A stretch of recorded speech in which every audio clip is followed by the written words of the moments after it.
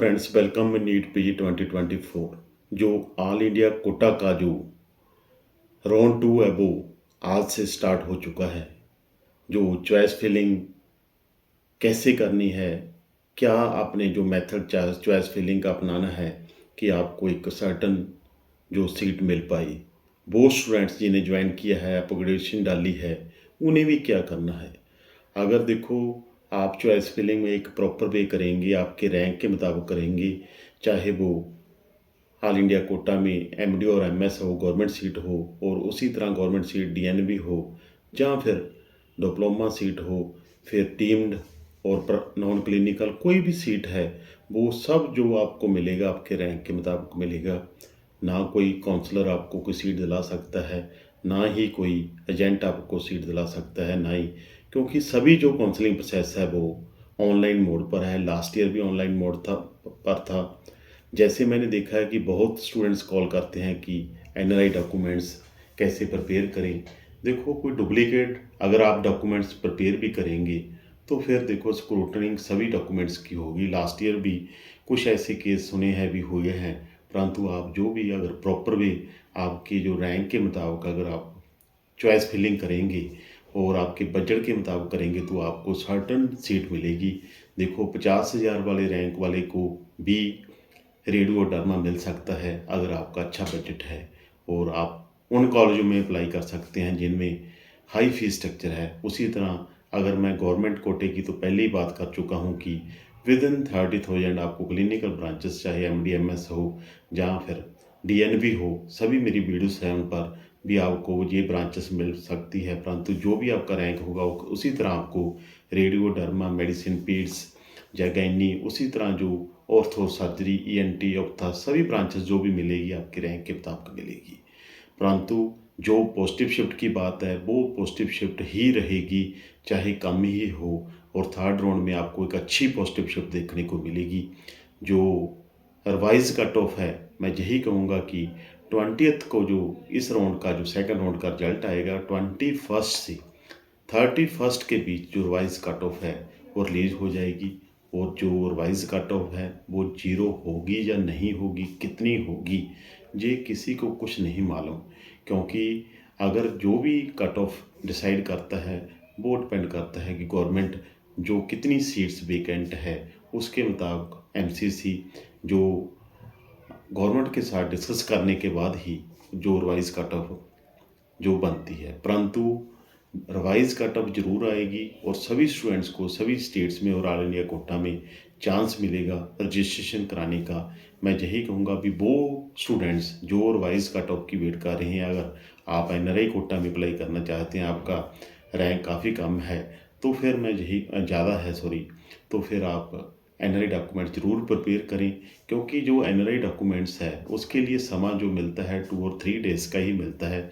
उसके बाद आपका फ़ीस स्ट्रक्चर भी आपको प्रॉपर मालूम होना चाहिए कि फ़ीस आप जो भी आपको फिर 2 और 3 डेज़ मिलेंगी जब ये फ़ीस डिपॉजिट करानी पड़ेगी। ये सभी जो फैक्टर्स है अगर आप अपने माइंड में रखेंगे तो आपको जो सीट मिलने के बाद भी जो काउंसलिंग प्रोसेस है वो भी आपका इन टाइम हो सकेगा।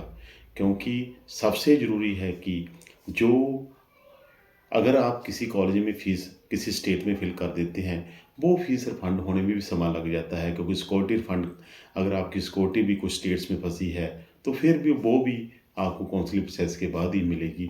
और जहाँ फ़ीस भी 20 डेज़ 30 डेज़ कुछ समय लग जाता है, उसे आप देखो विद इन स्टेट एडजस्ट कुछ सीट फ़ीस हो जाती है, परंतु आउट ऑफ स्टेट जो फ़ीस एडजस्ट नहीं होती वो टाइम लग जाता है। इसीलिए आपके पास पैसा भी प्रिपेयर होना चाहिए। जो चॉइस फिलिंग है आपके रैंक के मुताबिक करो, आपके बजट के मुताबिक करो, और ब्रांच भी उन दोनों के मुताबिक की आप चुनो तो आपको जो सीट है 100% मिलेगी।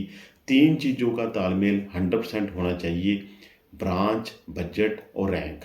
अगर तीनों का तालमेल है तो फिर आपको, और जो आप कॉलेज चूज़ कर रहे हैं चॉइस फिलिंग के लिए, वो कॉलेज जो कि आपके रैंक के अकॉर्डिंग हो कि उनमें लास्ट ईयर जो वो कॉलेज की कट ऑफ कितनी थी या क्लोजिंग रैंक कितना था, दिस ईयर जो फर्स्ट राउंड में क्या था, अगर उसके नज़दीक के कॉलेज आप डालोगे तो आपको 100% सीट मिलेगी।